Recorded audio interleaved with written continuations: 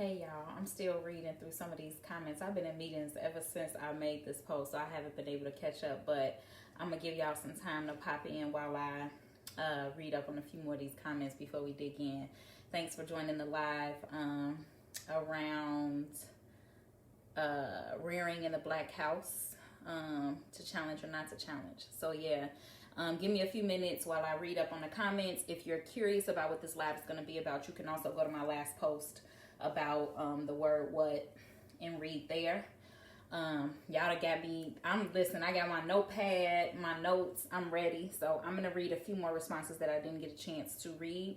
So let's just give folks a few minutes to come in, and if you want to read for context, you can go to the last post.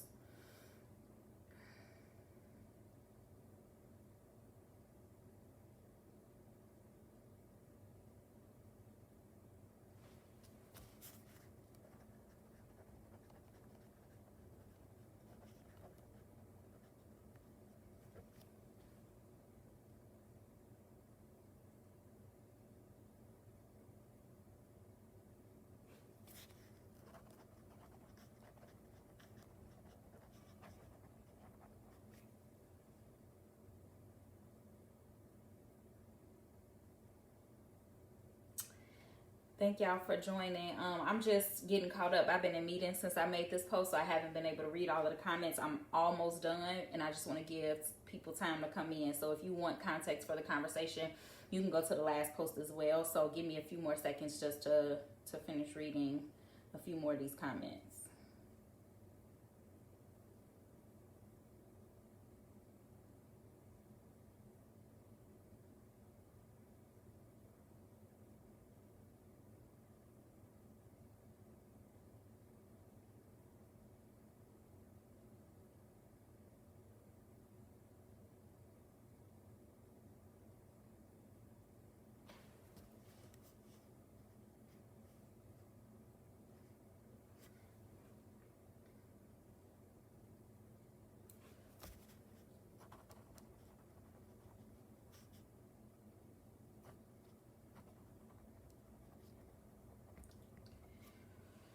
Okay, I think I got some good notes here.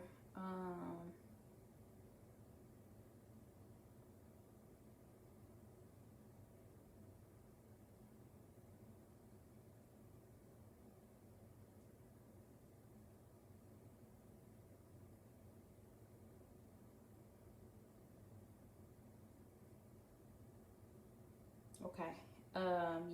Y'all just went in on this little post. Y'all, I am so excited about this. Oh, this is good, Nick.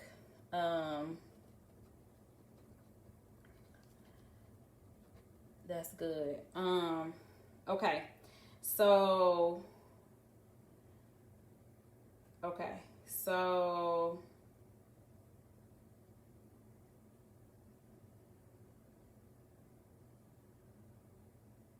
y'all, this is so good. Y'all legit are so dope. Okay. All right. Okay. I can't do all of them, but I will go back to whichever ones. Josh, I'm talking about rearing in the black house, to challenge or not to challenge. So my last post that I posted 7 hours ago, thank you, best friend. My last post that I posted about 7 hours ago was around, I reposted this meme that was on somebody's page that said, parents, please teach your kids that answering what to an adult is rude. And it's like 180 comments on it. And so I've been in meetings ever since, and so I haven't really had an opportunity to go back and look at all the comments. So I was just getting caught up on that, and I know I said I was going to start this at 9. Thank you, Raven. I appreciate you. So I got my little notepad, because y'all are some beasts. I appreciate. So let me first start by saying this.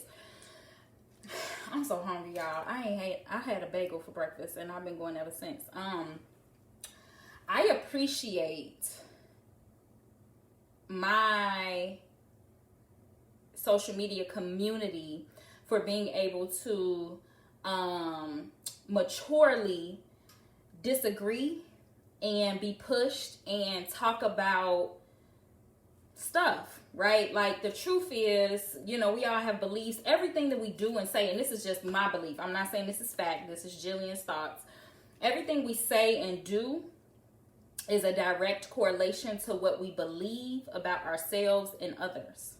So our beliefs and values are at the core of everything we say and do. And so the post about the question about, like, or not the question, but the charge of, like, teach your kids that's rude and disrespectful, I think is undergirded by beliefs and values. And so when you start talking about stuff like that, it gets real heated.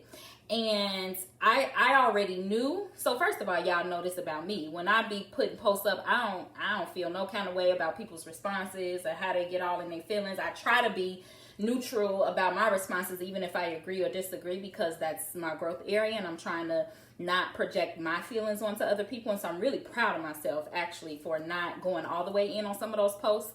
But I just appreciate y'all. So we're about to talk about this, right? And I also want to say that I am no expert. I don't have the right answers. There is no wrong answers. There is no good or bad.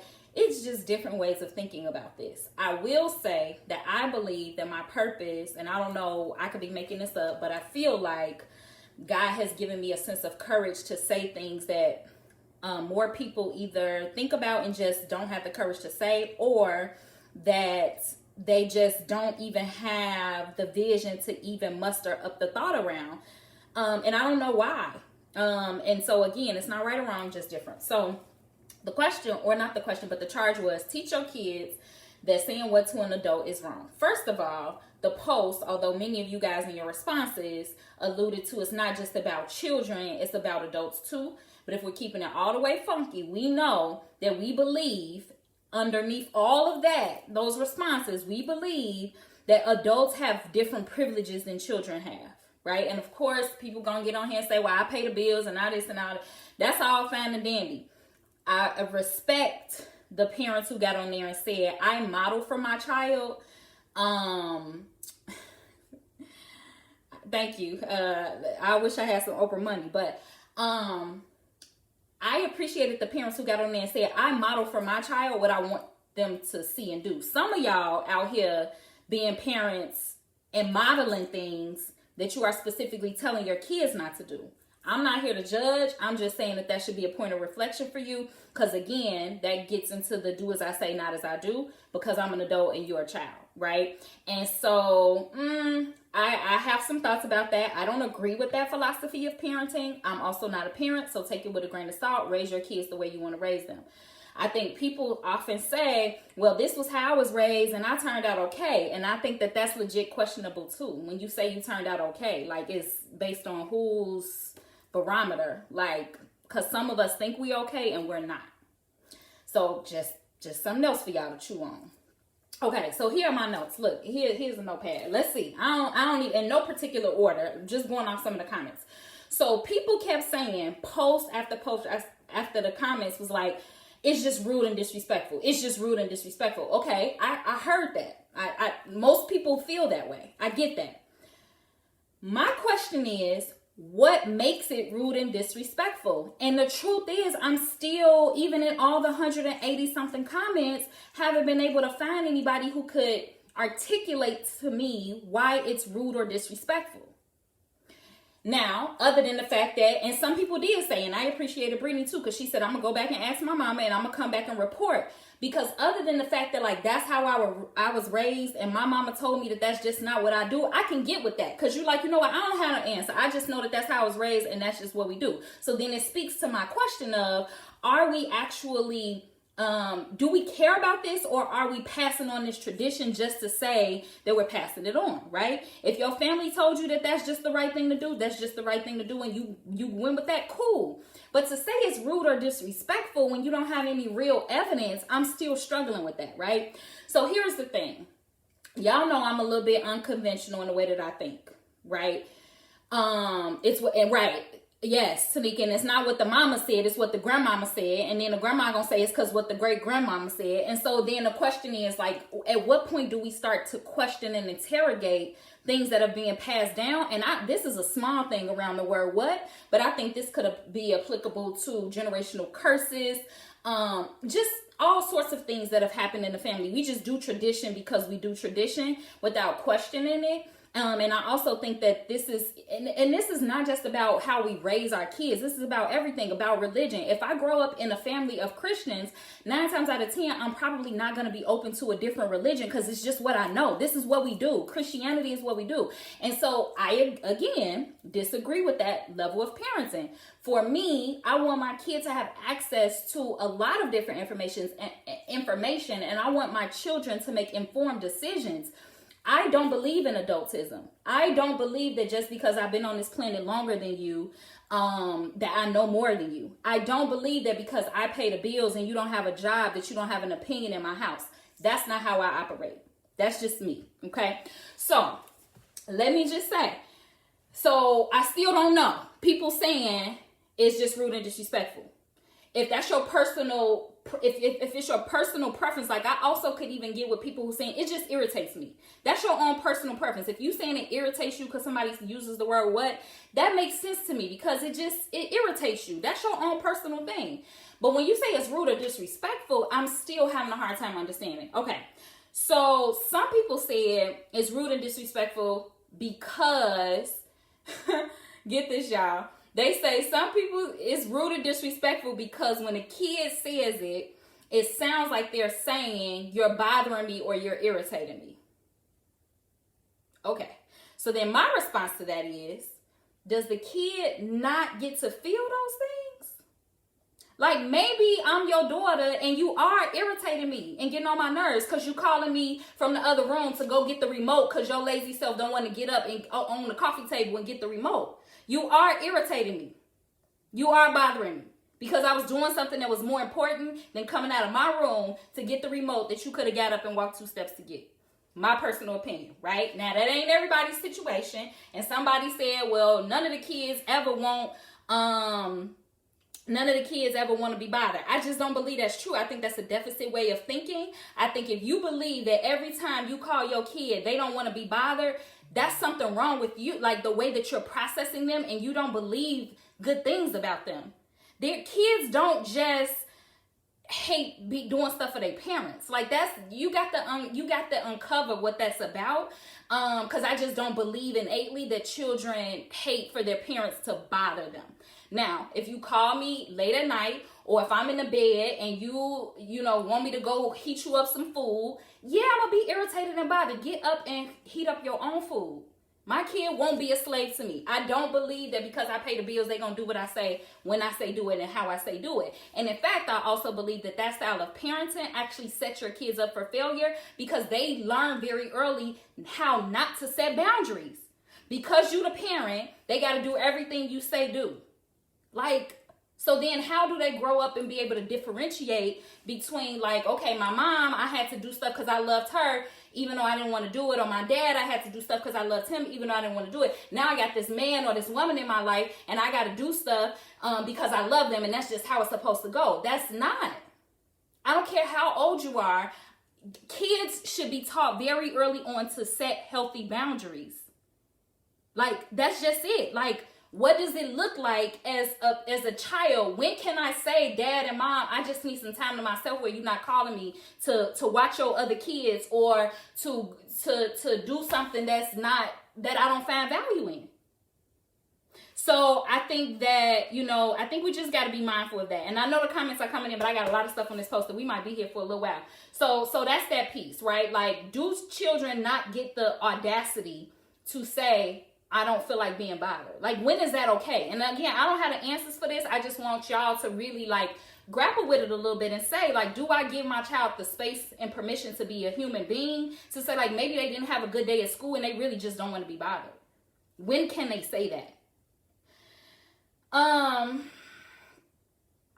So here's the other question I have, and I hope y'all can put this in the chat. If a kid were to ask you, mama, grandmama, granddaddy, uncle, whatever, why can't I say the word what? Why? Why can't, what, why? Help me understand. Teach me why that's inappropriate. I want to know, what would your response be? In my life, and whoever's on here, my students, staff members, when I was a principal, teacher, whatever, my whole, is Kelly Hobson on here? My whole mantra is like purpose over power. If you don't have a purpose, then don't exert your power. Like, people, this whole idea that we just, get to do what we want to do because I'm the adult and I got the power, like, it's so weak to me. Like, it's just so weak to me. And it's not just like parents and children, it's bosses and employees, it's, people, rich people, poor people. Just because you got this power to flex, you want to try to flex it. To me, that breeds like brokenness, because you don't have other areas in your life where you want to really, yes, bullies. You don't have other areas in your life where you can demonstrate that power, and so you're trying to take control where it's easiest to take control. You tell the kids, be quiet because I said so. You tell the kids, no, you can't do XYZ because I said so. When that doesn't teach them anything. If you have a real reason that you can demonstrate and articulate to your kid around why saying the word what is disrespectful or rude, great for you. I still don't have an answer or response. And it's no different than I was working at the school in Roseland when they said, we gonna make all the kids tuck in their shirts. And I said, hey, I'm gonna do what y'all asked me to do because I'm a consultant. Y'all pay me to do whatever y'all want me to do. I just have one quick question for you. I'm looking around the room and I see a whole bunch of professional people up in here, teachers, principals, executive directors. I don't see nobody with their shirt tucked. So I just want to know, if a kid come up to me and say, Miss Carew, why do I have to tuck my shirt? What am I supposed to tell them? All the people saying, well, because it's professional and you got to, dress for the occasion and all this stuff. And I'm listening to them, and then I'm looking in the room and seeing all these professionals sit in the room without a shirt tucked.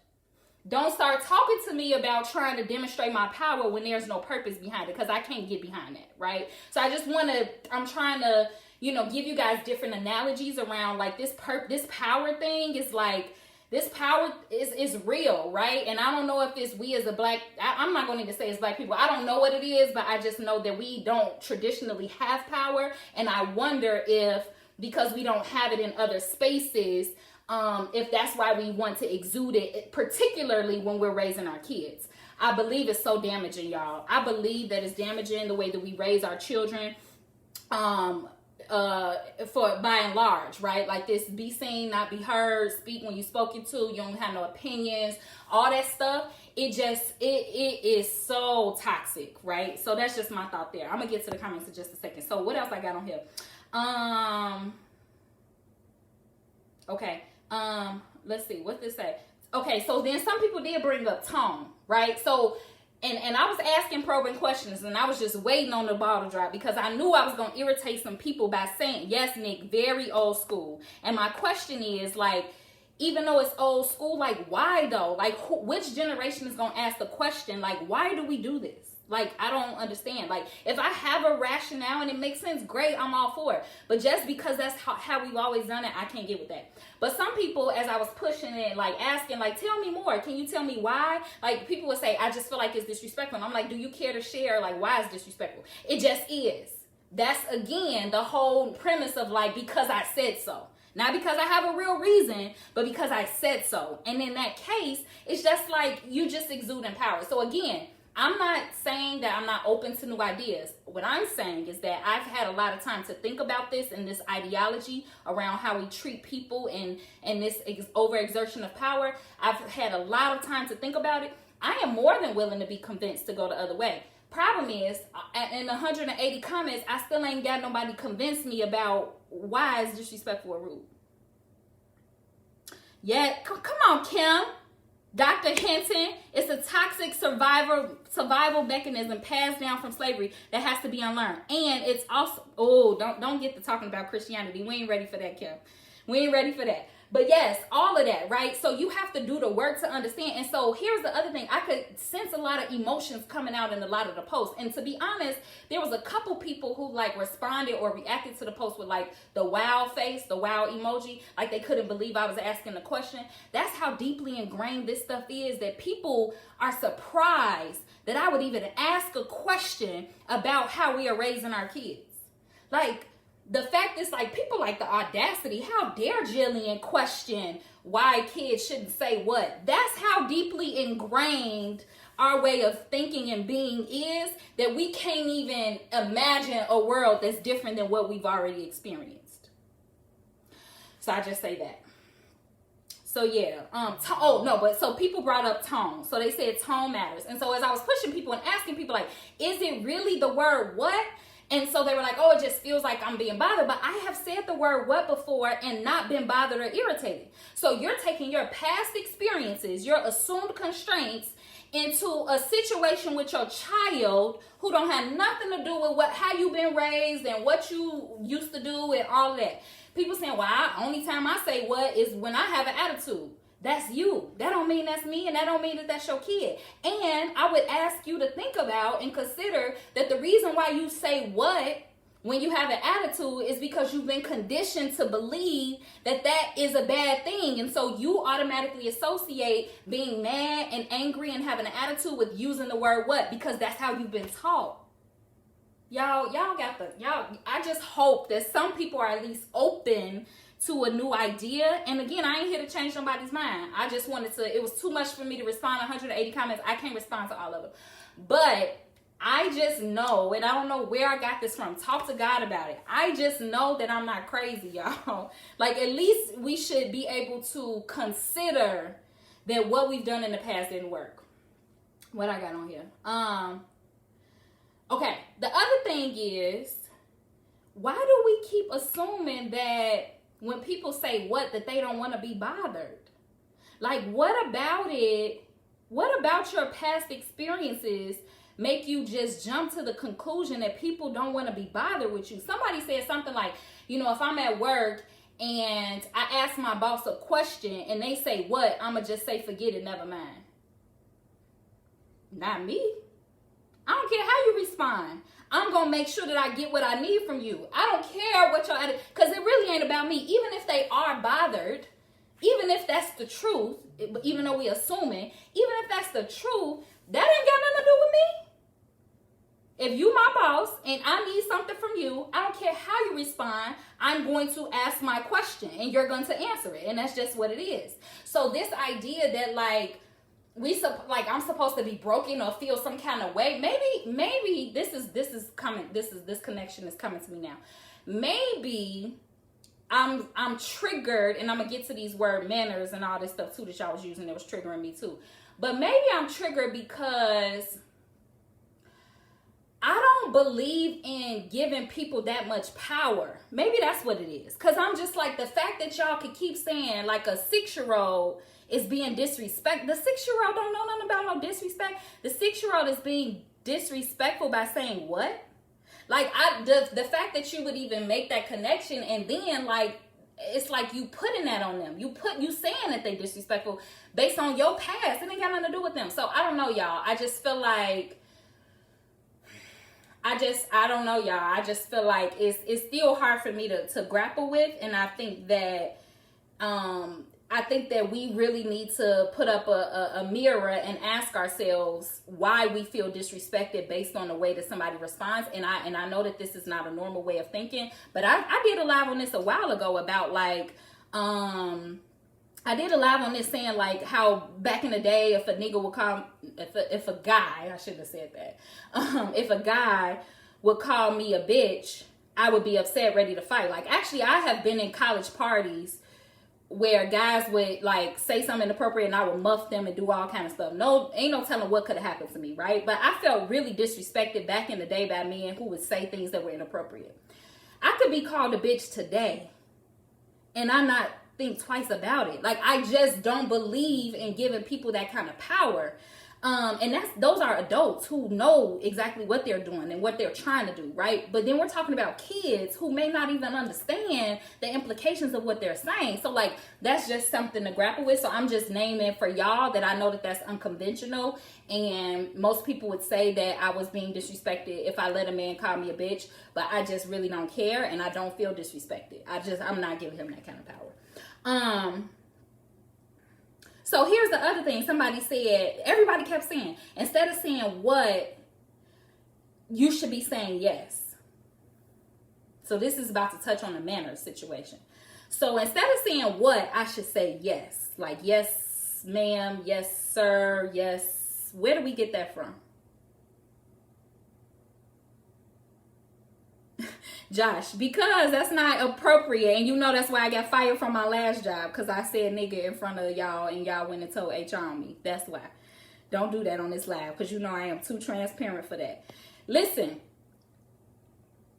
if somebody say yes, massa, yes, sir, where did y'all get that from? Who died and said that was the top-notch manners, right? People are using just have your manners. Who created manners? Y'all think black people was at the table when we decided what was appropriate manners and not? And you know, y'all know, like, I just feel like that was like the whole manners thing. I just feel like it's another way to keep black people in check. Ain't no white people around here talking about have some manners. They just not. And people on the comments was saying, like, you know, I hear white kids saying what to their parents all the time and they not tripping. And guess what? Because their kids saying what to them ain't changed no kind of outcome. They still got the same power, privilege, and everything else that they was born with. So tell me why your kids saying what to you. What is that going to, like, what is the outcome that they are not getting to by saying that to you? I'm just really struggling. Like, again, personal preference, if that's where you're going, go with it. I don't know. So yeah, so some people said yes. So tell me you ain't never heard a kid say, yes, like, yes, you bothering me. Yes, you're bothering me. That's the tone. And so when people talk about the tone, I get that, because but I feel like if tone is the real issue, it's not about the words at all. So the whole post will be completely invalidated, because teaching kids that saying what is disrespectful, it's not saying what is disrespectful, it's your tone in which you're responding to me. And then you did give that answer. And then I would even go so far as to say, and somebody else said this and it was so dope, I can't remember who it is because I want to shout you out. But somebody said, it's important for me as a parent to give my child replacement language. So here's the thing. If my kid says, yes, mom, what? Like, you doing too much? My response isn't going to be to try to whoop them or be upset or be angry. I'm going to ask them, what's wrong? Are you bothered? Are you irritated? Like, what's going on? Let's talk about this. And if they say, yes, mom, because I'm in there trying to do X, Y, Z, and you keep on, calling me, it's like, okay, so I get that. So that means that I am violating your personal time, your personal space that you're trying to do whatever. So what kind of boundaries can I help my kids set up to say? Here's the safe word that you get to say. Like, if you're just not having a good day, this is what you can say. Right? Or this is how you can respond, so that we have shared understanding. The problem, and I'm not going to say it's all black folk, but the problem that I get most of the time, and this is years of being in education, seeing years of people love to get on here before y'all get to talking. You don't have no kids, how you talking about it? I'm talking about it because I was a kid. I had a parent. So I know what it was like to be a child to a parent. That's part A. And part B, I've seen thousands at this point of relationships between children and parents. So this is where I'm getting my experience and my anecdotes from. Before you get on here talking about I don't have no kids and I shouldn't have nothing to say about it, okay? So here's my thing. Give them replacement language. Help them set boundaries to say, like, okay, if I really am irritating you, and maybe, and I'm not saying the kid is always right. Maybe they just don't, the game or whatever. Okay, so then guess what? Mommy's going to have to make sure that you only have a certain number of hours that you can play the game so you don't feel interrupted, because that's we're not doing it, right? But that's me as a parent taking ownership of the situation. But us as black people, we just say, because I said so. How dare you be bothered by me calling you? You don't pay no bills. I pay the bills. You watching TV. You mad that I called you from a TV that I'm paying for. It's all about ego and power. And that don't help us. It don't serve us, y'all. So, you know, and yeah, Jerome, manners are important. You could say that. I don't subscribe to that kind of terminology, because manners from what? Who got to determine what those manners were? When you were born into this society, they told you as a black person what you needed to do and say to stay in your place. That's what I get when I hear manners. That ain't nothing that is culturally appropriate in our community as black folks. Would you go and somebody say, oh, you got some manners? Every time I hear it, I just cringe, because I feel like I'm too, like now, I'm on live, I'm passionate, I'm speaking with my hands. This is not appropriate manners. My voice is too loud. You doing too much. Like when I hear manners, it's like, tame yourself. Tame yourself. Like that's too much. And like, I just wonder if we are doing our kids a disservice, because not all cultures do that and operate in that way. And again, there's a difference, I think, between having manners and being polite. You could teach your child to be polite. Thank you, please, I appreciate you, gratitude. That's politeness. That's not, to me, that's very different. Be a good person is very different from tame yourself, because you out of control. That's what I hear, the difference between like politeness and manners. Manners, tame yourself. Politeness, be a good person. That's how I differentiate the two. Now, I'm no expert. I don't know. Maybe Brene Brown has some better stuff. I don't know. I can just tell you what I think about when I hear it. Emmanuel says society and culture creates manners and they shift. It's all very subjective, and that's my whole point. And truth be told, if we're using that logic, then people can say, well, then I get to determine that the word what feels disrespectful and rude. And again, I'm not arguing that. Everybody is subjective. You do get to say that. My problem is I'm still trying to find out what about it makes it rude and disrespectful. I'm not arguing that you shouldn't think it's rude or disrespectful. I'm trying to gain a better understanding. And guess what? 0 people can tell me why they think it's rude or disrespectful. That's all I'm saying, is I'm just trying to get a better understanding. What else? Caucasians let their children say it. We talked about that. So somebody also said, usually when people say the word what, they're usually loud, yelling, snappy, whatever. Again, you bring your past experiences into a current situation. I just don't think that's healthy, and it's worth doing some unpacking and uncovering. Manners, we talked about that. No better replacement language. Yes. So take control of the situation, replacement behaviors. One more thing before I start looking in these comments. I really think, and y'all gonna nail me to the cross with this. So let me just get ready. I believe that we create unnecessary trauma. This ain't about the word what. I'm not talking about that. I believe that we create unnecessary trauma in the lives of our children because we are not open enough to consider that what we believe is true and right might actually not be. And that's a whole thing that y'all can reflect on y'all own. I'm not here to change nobody, say I know it. I'm just saying, I wish that when people would ask questions, like that people would critically think before they respond and jump to say what they've always known to be true. It's almost like I couldn't get the post up quick enough. I promise I had like 60 comments in like 2 minutes. Because when they saw it, it was just like, how dare she? Like my mama, this is how I would be slapped to the floor if I would say that. Let me hurry up and write this.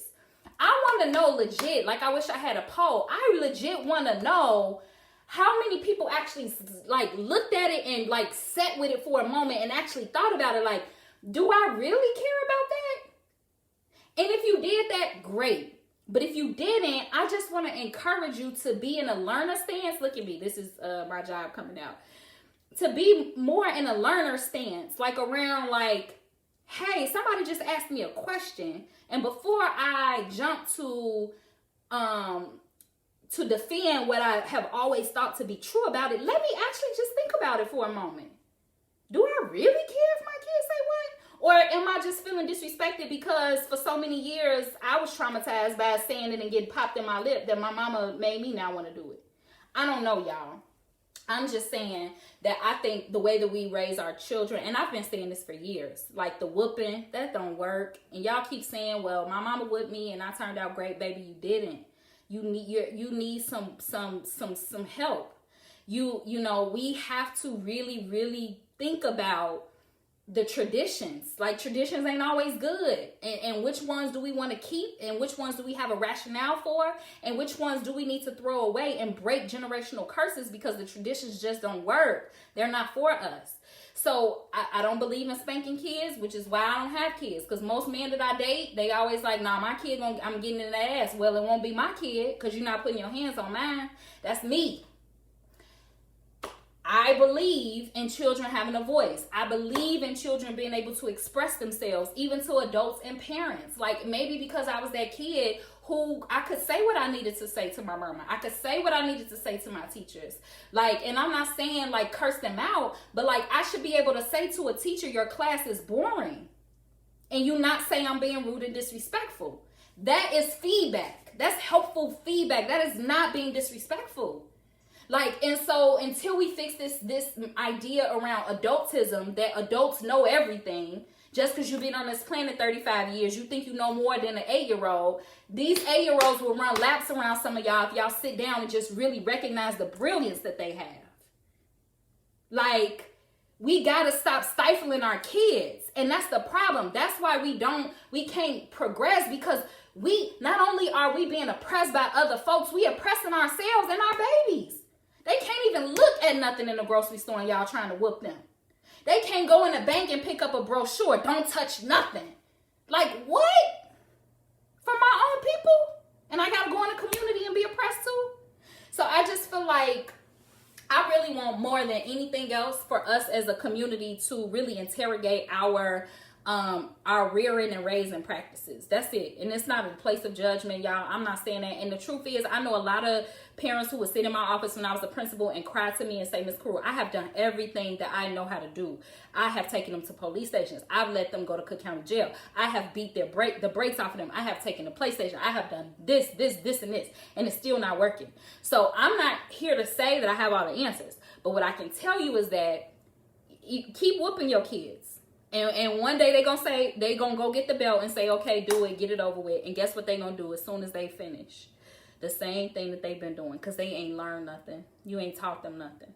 They might be scared of you. And guess what that's gonna do? When they're scared of you, they're not gonna come to you and talk to you about things that was really on their heart. When it's time for them to make difficult decisions, you think they're gonna come to you? No, because they're terrified of you. So I just ask y'all to consider that what you've always thought to be the truth. Not just about this word what and how we're raising our kids, but about anything in life, that it may not necessarily be truth. Okay, that's what I got for my notes. Let me see what y'all been cutting up in these comments too, and I still got quite a few viewers here. Yeah, go back and read the post. It's a lot. I didn't feel like it was a lot of substance there, other than people saying it irritates me. Okay, that's your personal preference, but I'm not going to be persuaded by you saying it's just rude and disrespectful because my mama said it. Okay, your mama said it. Here's a challenge. Go ask your mama, if your mama is still alive, or your granny, you blessed enough to have some elders, go ask them. Like, why is it rude or disrespectful for me to say what? Like, where did that come from? And report back. I promise y'all, you will be surprised when y'all get to asking these old folks some of these. Pastor Moss did a sermon, real quick before I get to these comments. Pastor Moss did a sermon one year around Thanksgiving, actually, and said something about, like, he was in the kitchen watching his mama or grandma, somebody cook the turkey dish or something like that, and they was putting it in this pot that was like, no, they was cutting up the turkey into two and putting them into two smaller pots and putting it in the oven or something. And he was saying that he felt like it was just some secret recipe. So like, oh, this is how our family does turkey. You got to cut the turkey up, put them into two separate pots and do this. So he, I guess him or somebody, anyway, somebody just picked up the practice of like, okay, we cut the turkey in half, we put them into two different pots. Until Pastor Moss one year had the audacity to ask, so I noticed we had like a bigger pot, like whatever, with a something. And he asked, like, why do y'all keep doing this? And they were like, oh, that's because back in the day, we couldn't afford a bigger pot. So we cut the turkey in half so that we could cook the turkey. Meanwhile, the whole family still cutting the turkey into two, putting them in two different pots, thinking it has some meaning or it's making it taste better, when in reality, they were surviving based on what they had. It took Pastor Moss to have the audacity to ask, why do we keep doing this? What is this tradition about? And once he realized it wasn't really a tradition that needed to continue to happen, he was able to then just put the turkey in one pot and cook it like that. I don't know. To me, it's all of the same. Like, just ask questions is what I'm saying. Oh, Josh asked what I'm talking about. I show my son that because I tell him that all the time. Yeah, most adults, y'all don't have to sell me that adults think it's disrespectful and rude for people to say what. I already know that. My question to y'all was, do y'all really believe that, or are y'all just going off of what the people telling y'all? Tanika said, come on, let's talk then. You look so much like Pat with your hair like that. So, Monica, that's crazy. That's why I wanted to try these butterfly locks, because my mama had long, pretty locks. And I was actually just looking through her stuff the other day. And the nurses cut out some of her locks for me. And so I have them.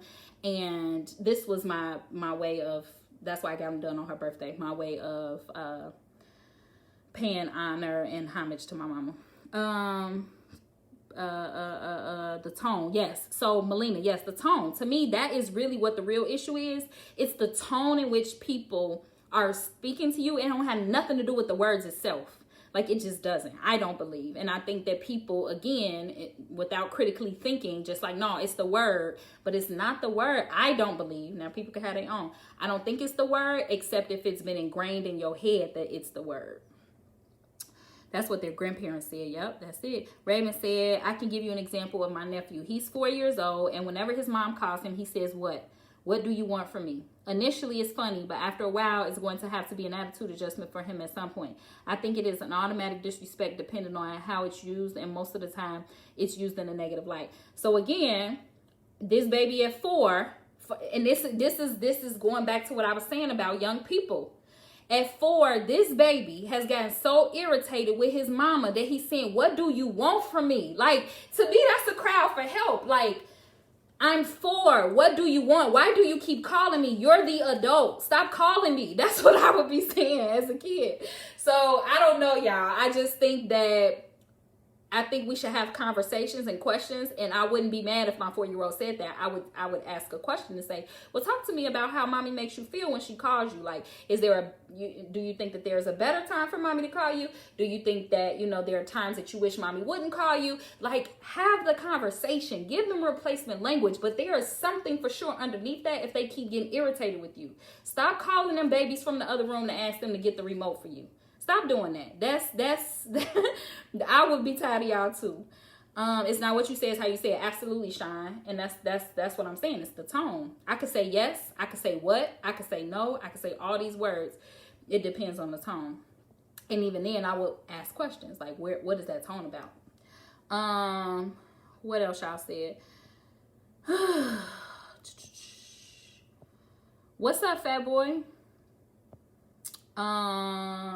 Let's go open Pandora's box. Tanika, say more. What you want to do? I'm game.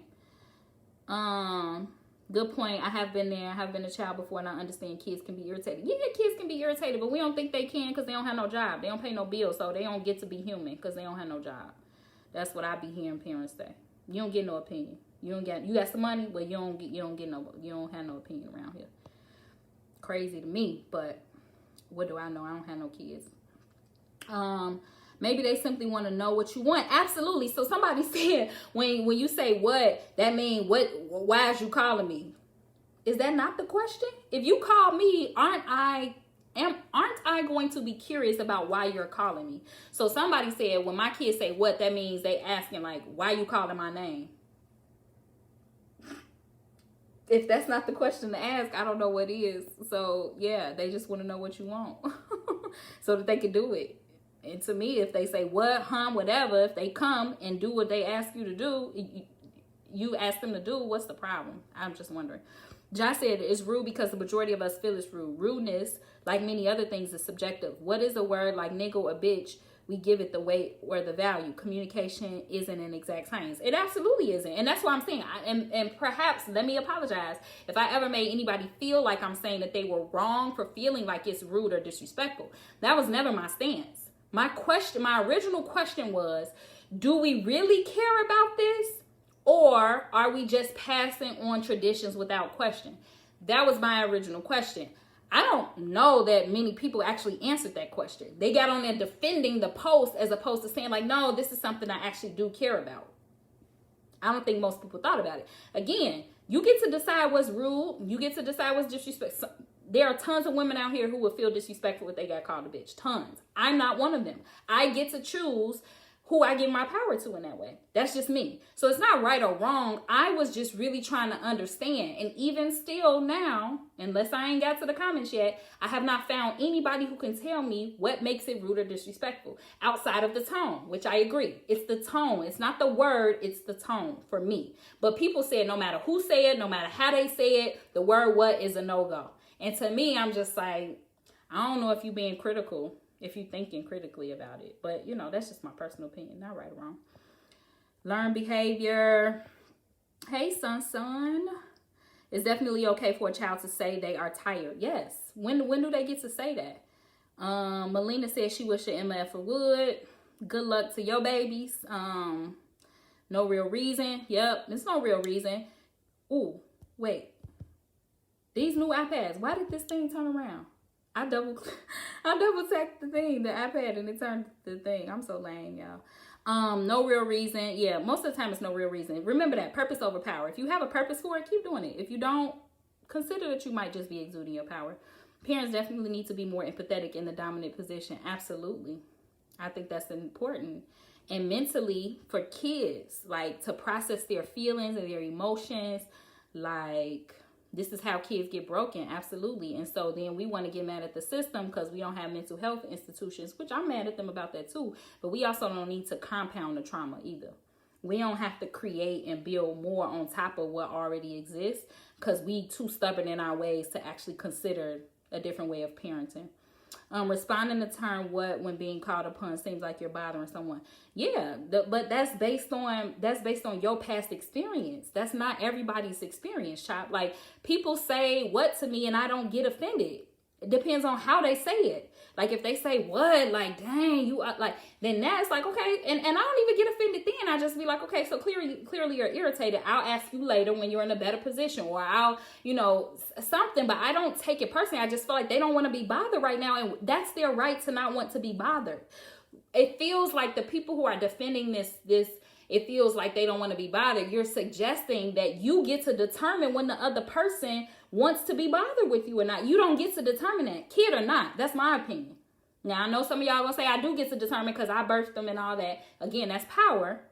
But when y'all saying it feels like they don't want to be bothered, then take heed to what they saying. They don't want to be bothered. Ask them later or get up and do it yourself. Like, I don't understand what the problem is about that.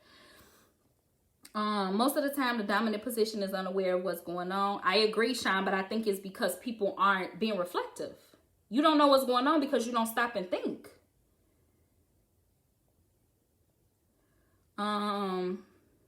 Yes, Sean. I never tucked my shirt except if I wore suspenders, and that was because I was trying to get a look in. But this whole idea, tuck your shirt because this is more professional. Again, stay in your place, good manners. You look like you doing something good because your shirt tucked. So tuck your shirt because I said tuck your shirt. Nope.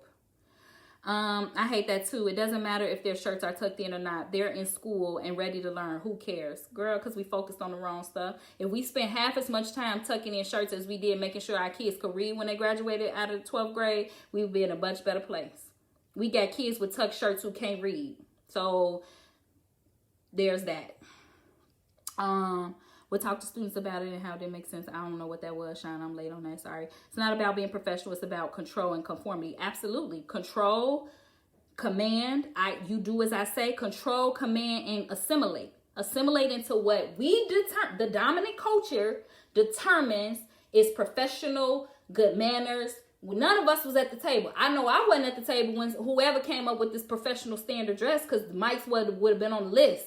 If I was at the table, I'm still trying to figure out how come as a principal, what I got on my feet has anything to do with my work ethic. I wasn't at the table when y'all determined what professional dress was. So no, I'm not bought in. No, I don't want to do it. And I still, because you still can't tell me why. Whenever somebody said on here too, I'm a rebel. I just be asking questions. Like, and that is a critical thinker. I want to know, like, help me understand. Why wearing church shoes? Why does that matter? When I'm a teacher and I'm standing up teaching math for 6 periods a day, why does church shoes matter in that? Nobody still can't answer that question for me. Why can't I wear Jordans or gym shoes when I'm teaching the kids? Why? Anybody on here know the answer to that? Because if you do, help me understand. I struggle to follow rules when people don't have a purpose behind them. I can get behind a purpose. I'm purpose driven. I can get behind a purpose. I cannot get behind your power trip and your ego. I can't. And I'm not going to encourage no kids to do it either. Super old school, Nick. Yes, we talked about that, Kim. Good point on the passed down from slavery. And that's really what it feels like. If y'all really think about black parenting in the household, it feels like slavery. Y'all beating them when they don't do what y'all tell them to do. Y'all, some parents, and it's unfortunate because I know they need help, but some parents will tell their kids they can't eat, taking snacks away and all that old craziness. Like, I just want us to just reflect and heal. That's what I want. Now, if I would have answered you or told you I didn't feel like being bothered back in 20, you have knocked my head off. Melina, you're right. Here's the thing. Let me be clear. Miss Carew today is completely different from who Miss Carew was in 2010. When I was working at that charter school, when I was your math teacher and your advisor, I was very oppressive to black children. I told y'all couldn't barely sneeze in my classroom. And y'all listened. Y'all fell right in line. And can I just say this? Can I really say this? And I'm being honest. I could say this now. I couldn't say this then. I would have appreciated, because y'all would have taught me a lesson sooner than I had to learn it recently. Back in 2010 in my classroom, if y'all would have pushed the system and resisted, I would have done the research to figure out what I know today a long time ago. So let me just say, even if, Melina, you're right, back in 2010, I would have knocked your head off for talking to me like that. I probably would have. However, if you would have stood your ground, then I could have got behind that. We could have figured some stuff out together. I don't want y'all to think that just because adults, and again, this is what I teach kids. So don't let me be your kid's therapist or life coach if you don't want me to tell them this. But I tell them, you don't have to conform to the system. You can absolutely resist. If you are being oppressed, resist. Ain't no I'm not code switching. I'm not teaching no kids to code switch. I'm not doing none of that. I'm not assimilating. I'm going to be me. And that's just what it's going to be. So again, Melina, I'm sorry. And I've said this on live hella times. Who I was as a teacher back in 2009, 2010, I'm not particularly happy about. I'm still wrestling with the oppressive practices that I advocated for and upheld in my classrooms. It was not okay. And I know many of y'all think y'all turned out okay, but y'all not nowhere near where y'all could be. Had I let y'all, I and others in that community, let y'all have a freedom of expression and be more of yourselves. Y'all still trying to unlearn trauma that we inflicted on y'all back in 2010. So sit with that and go to therapy. And if I can help you pay for it, let me know. Because I said so equals I don't like it. I don't like the way it makes me feel. Emotional response. Yes, Nick, you better preach. You need to do some parenting classes. So Nick had let his son jump around on the couch the other day because it's a pandemic.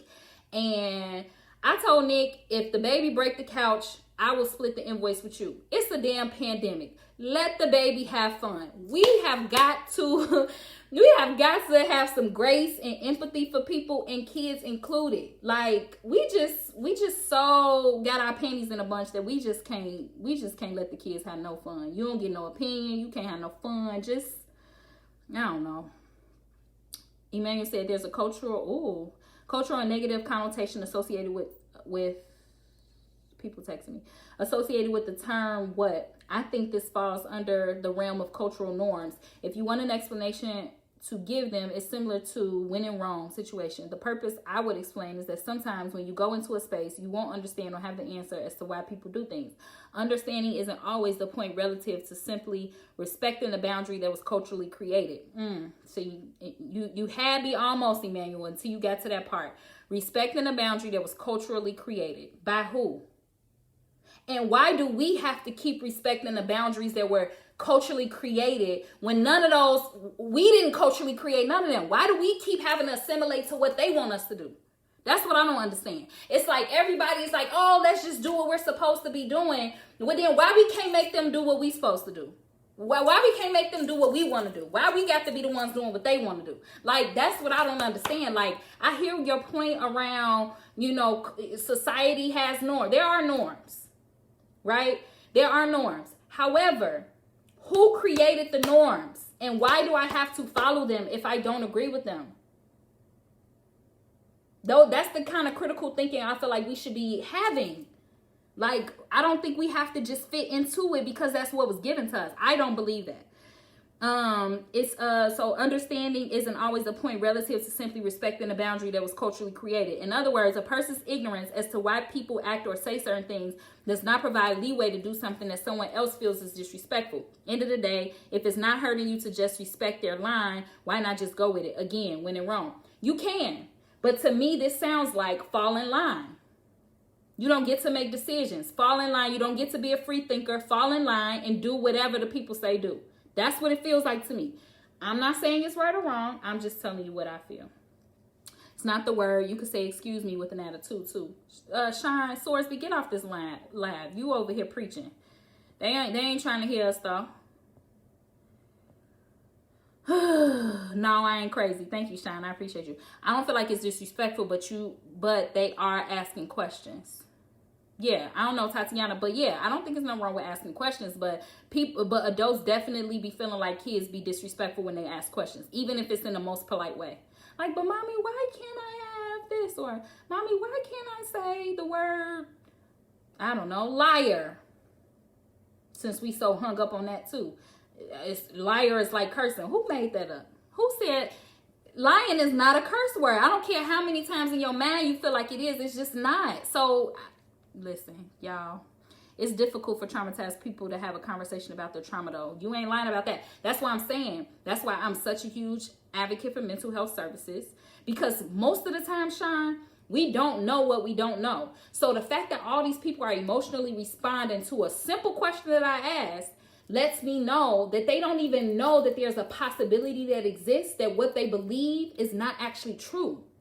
They can't even see another possibility. So no matter what I say, no matter what I do, no matter what I type, it's hard to do that because then you might have to sit and like really unpack some of the trauma you had as a kid. Because if you've been thinking that was helpful for you being raised by saying you're going to get to say what, you get a whooping when you out of line. And now all of a sudden you've been forced to sit back and think about like, yo, was that really right? And maybe I'm damaged as a result of that. Maybe that broke me. That's some heavy stuff to sit with, especially to come to that realization when you've been thinking your whole life that that's the way of life and that's how it should be. So I'm not confused about it, Sean. Like, yes, it's hard for people to have conversations about trauma, whether they traumatized or not. If you traumatized, that just adds another layer. But if you are not traumatized, it's still hard to have conversations around trauma. I don't know if y'all read this, but I posted an article maybe a couple months back. I'm going to try to repost it if I can find it, that said that we carry trauma from 14 past generations in our family. So some of the issues that I'm dealing with as a black woman at 35 ain't got nothing to do with me or what I experienced. It's my grandma stuff. It's my great-grandma stuff. It's my great-great-great-grandma stuff. 14 generations indirectly linked to trauma. If that ain't enough for you to go run and call a therapist, I don't know what is. Because even if you think your life is just so perfect and you ain't had to go through nothing, baby, your people and they people had to go through some stuff. And guess what? You're linked. Chop, I agree. It's the tone. Modeling your behavior and response. Yes, Nick. Same thing. If a kid is irritated, talk to them. Talk to mommy. Tell mommy why you're angry right now. Tell mommy why you're irritated. Mommy wants to better understand so I can support you. That is a very different conversation than saying to your kid, fix your voice. Like, don't play with me. I'll slap, all the stuff y'all be saying. I don't have to imitate that. Y'all know what y'all be saying. But yes, model your behavior in the response. Josh said, if I tell my children to answer me with yes and not what, and they choose to answer me with what, then at that point it's disrespectful and no longer about the word. I disagree, Josh, because I especially knowing what I know about you and how smart your kids are, if you gave them a real reason for why not to say what, I don't think they would do it. they're still saying what because they don't understand. You didn't teach them anything. You didn't create a compelling reason for why they shouldn't use the word what. If you said like, and even if you tried this, like saying the word what hurts daddy's feelings, that may not be the truth. But if you say that to a kid, when you say the word what, it hurts daddy's feelings. So I really am going to ask, not tell you because I said so. I'm going to ask that you not say that word to me. Can you please try another choice of words? I promise you they probably won't say it again because they don't want to hurt your feelings. That is a reason. That's a purpose not to say it. But when you just say don't say it because I said don't say it, they're not hearing that because that's not compelling. That's not a reason for them to remember. That's just me personally. Again, I don't know. It's just something to think about. 6-year-old knows a lot about this. Yeah, 6-year-olds know some stuff. Don't get me wrong. I know. I said nigga, Shine. Y'all call me slipping. I didn't say it with a disrespectful intent. You're right about that. It's bigger than communication. You have to be able to comprehend. That's where the conflict arises. People aren't able to control their own emotions when met with certain situations. Instead of taking time to assess and understand the issue, people tend to react off whatever triggers conflicting emotions with themselves. Yeah, son, of course. It's unhealed trauma. When you don't do the work to heal, you bleed on people that didn't cut you. Yes, Master, we talked about that. The church taught us a whole lot of stuff, and I don't even know how to touch that yet. Sean said in the Bahamas, everybody say nigga. It's all culture. You know, it's subjective. I think people were saying that too. Totally appropriate is the other. Huh is the other response that I give. Yeah, people think that's disrespectful too when you say huh. And I've heard kids respond to their kids, Jillian, huh? Nothing disrespectful to me. But parents be like, huh? Who you think you're talking to? You. Then that's what really get me in trouble. Because y'all be the kid to be like, when the mama be like, who you talking to? I was talking to you. Didn't you call me? My daughter asked me, why is yeah wrong? I told her it's not because my mom asked her where she got her yeah from. I'm not sure, Tanika. Okay. Is that all the oh, no, dang. Since a kid, I've always said I can't be a yes man and never truly understand how deep that thought was until I matured. Yes, Trey. And I appreciate you because even as my student, you always push the envelope.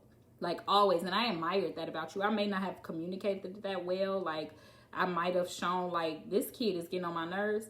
But I always admired you for having a voice. Even as in high school, you weren't going for just like, no, because I said so. Trayvon was not that kid. You ain't finna tell him to do nothing because I said so. He got 1,000,001 questions like, wait, what you want me to do?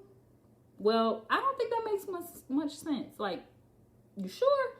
So you have done a great job with that, Trayvon, and I wish there were more kids like you. I don't know what your people did to cultivate that, but you clearly had the courage to stand on your own. I think it was Nick teaching them to communicate. Okay. Jerome, he talking about this is a reach. Manners are important. I just disagree. Like, I don't think manners are important. I think manners is to keep people in line. And I think being polite is about being a nice person. Manners are not important. I think we've been taught that. Yeah, Tanika said to who? Like, who are they important to? Like, white people? Are they important to black families because we've been taught that your kids can't be out of line when in public? I don't know.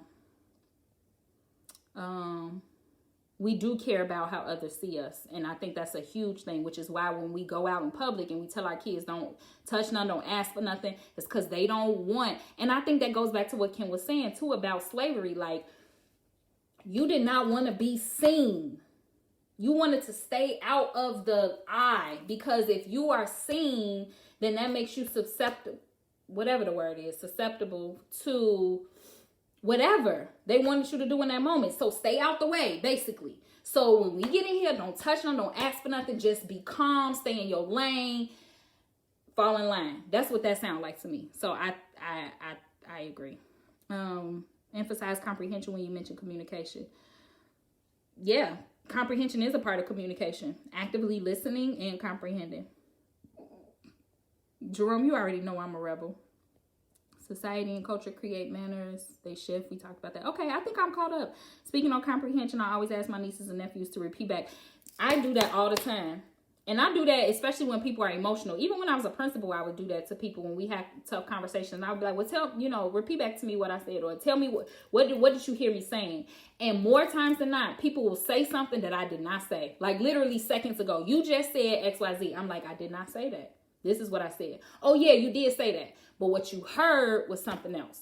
And again, that goes back to all of this. Perception, of course, perception is people's reality, but your perception is shaped by the lens in which you look through. So if you looking through a lens where you think people always feel like you bother them, or if you're looking through a lens like people always disrespecting you, then that's how you're going to interact. I don't have that kind of lens, so I don't know. It's not a disservice to teach children how to adapt to different. So here's the thing, Emmanuel, that's your perception and your position. And I will say, for the majority of my life, I felt the same way. I felt like I wanted to teach kids how to assimilate so that they could learn the system and navigate it so that they could work it to their needs. What I've learned, though, is that even doing that still isn't good enough because kids still get fucked through the system. They are learning to assimilate. They are learning to fall in line. They're learning to do all these things. And guess what? At the end of the day, they still don't know how to read. They still don't have access to jobs and opportunities. So rather than have you be uncomfortable assimilating in a culture that doesn't mean you no good, I'm going to teach you how to resist. So let's just stop trying to adapt. Let them adapt to you. That's just where I'm at, because we've tried it for so many years of saying like, no, the American way, if you work really hard, you'll get there, you'll be able to achieve. BS. Not true. Respectability politics don't work. I don't care how respectful you are, how many manners you have. When you go out and you take that job and you run it and you black, they will shoot you down. I don't care how respectful, where the manners at then. So for me, I understand your position because I was like that for several years. I just recently came to the conclusion like, nah, we not assimilating, we not adapting. Let them adapt to you. We are the standard. And I'll say this over and over again. This whole idea of, we got to play catch up and our kids are behind. Black kids, I don't care what grade level they read on. They are not behind. We are the standard. Do you understand? Our intelligence, black folks was inventing stuff and couldn't read nothing. We are the standard. There is no playing catch up to something that's mediocre. White people are mediocre. They don't have the flavor. They don't have the intelligence. They don't have what we have. They are mediocre at best. So there is no catch up to mediocrity when you are the standard. We are the standard. And we continue to demonstrate that time and time again. They know it. We just don't know it. We don't know that we the standard. We don't know that we the shit. They know it. They want to be us.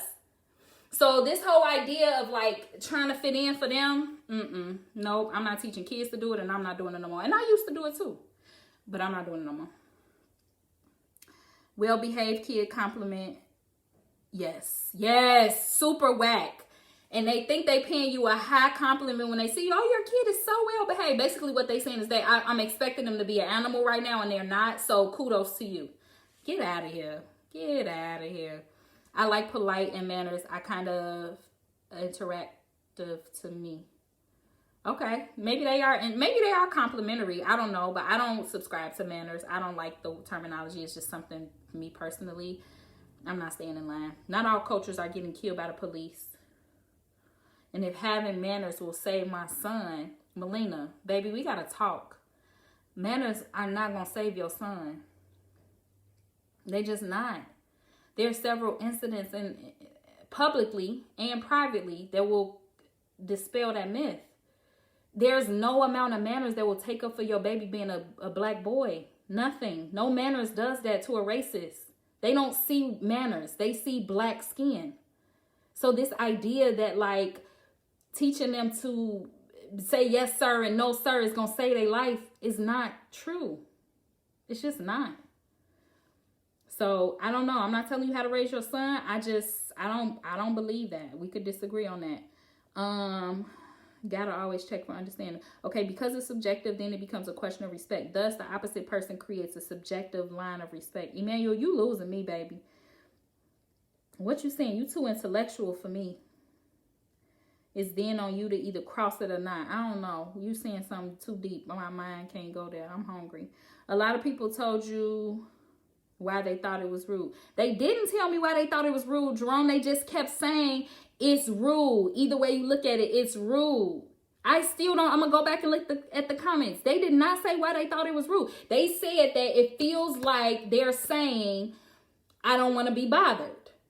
I don't think it's anything rude about anybody, a kid or an adult, telling another person that they don't want to be bothered. So when people give me a response of like, it's rude and disrespectful because it feels like they don't want me to bother them, that don't feel rude. That feels like you're crazy for thinking you get to control how somebody else feels. That's what that feels like to me. I still have yet to figure out, like, me telling you I don't want to be bothered, even if I say those words, and that's a leap. Because me saying what is not saying that I don't want to be bothered. You're assuming that means I don't want to be bothered. But even if that is how I feel and I tell you, Dad, I don't want to be bothered, how is that rude? I don't think that's rude. That's being honest about where you are as a human being. Right now, I don't want to be bothered. And it probably ain't got nothing to do with you. I just don't want to be bothered. Same with my kids. Rarely are they in trouble. Every moment is a time to redirect with positive reinforcement through principles. Absolutely, Trey. And that's teaching. Because when you whoop them and tell them don't do it, they may not do it while you're around. But guess what they're going to do when you're not around? Touch the stove. Because you ain't taught them nothing.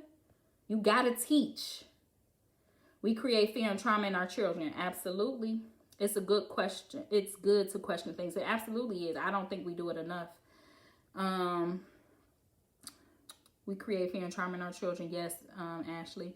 What you have been taught is not always true. It's not, but we don't want to. I think we think it's disrespectful to question our elders. I think that's what we've been taught too. Like, you don't get to question me. You don't get to have an opinion. And so if we start questioning the way that we were raised, then it becomes like, now you don't respect me because of how I raised you. You're trying to say I did something bad or wrong. Like, I think all of that is, we've been conditioned.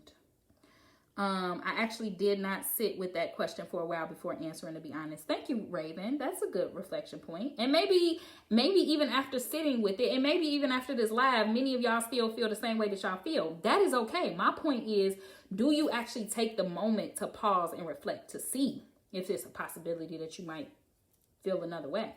But I appreciate your reflection, Raven. She was one of my kids too. She's dope. One of my students. Our children are great leaders if we are in tune. Our kids been talking. Listen, young people been talking to us. We ain't been listening.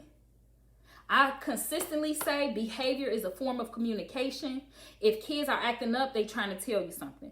If kids are being good, they're trying to tell you something about what they value, about what they don't value. Like, kids are talking and they got a lot to say. The question is, are we listening? That might have went over y'all head, but y'all can come back to that later. Jerome said, as a parent, you spent a lot of time thinking through your actions towards your kids. Oh, great. If you do, kudos to you. I can tell you that I don't know that that's true for a lot of for all parents. Let's just say that. So if you good on that, great. If you feel like you could work on it, it might be a good time to do that too. One thing I've done with my kids is to teach them to support whatever they believe. I practice that as well. So, for example, you don't have a bedtime just because. You have a bedtime because it helps your body develop brain. Yes. So, but Emmanuel, that's what I'm saying. That is a rationale. That's a purpose. That's a reason. Your body doesn't function well when you are sleepy. Yes, that's why you're going to bed. I'm not saying let kids walk all over you and do whatever. If you have a purpose, stick to it. If you don't have a purpose, stop it. That's all I'm saying. But yeah, you're right. That's a reason. I don't believe in whoopings completely. Yeah, I don't believe in them at all. They're ineffective. I can send y'all some links on the research about that too. I believe in children have a voice. Granny let me say what it needed to say. Yes. Daughter is really vocal. Absolutely. And I'm gonna tell y'all why that's important too, to create to elevate the voice of your babies. I believe, and I don't know this to be true, I ain't done no scientific research on it, but when a kid is vocal, there's a reason why. Listen, this might be too much, but it was just dropped in my spirit. There is a reason why there are tons of people around me who have no, I'm not going to say, I'm not touching that. Just, yes, vocal, when kids are vocal, people are less likely to see them as vulnerable. I'm gonna leave it at that. Kids are free to express themselves, but it's on parents to first teach them how to appropriately think and communicate. See, that's the thing. This word appropriate. Appropriate according to who, Emmanuel? Because you the parent, you get to say it's appropriate? Because you know more. Because you the parent and they the child. All I'm saying is condition ourselves to ask these kind of questions. Like when we say things like appropriate or good or bad or right or wrong, like who got to determine those things? That's all I want y'all to ask.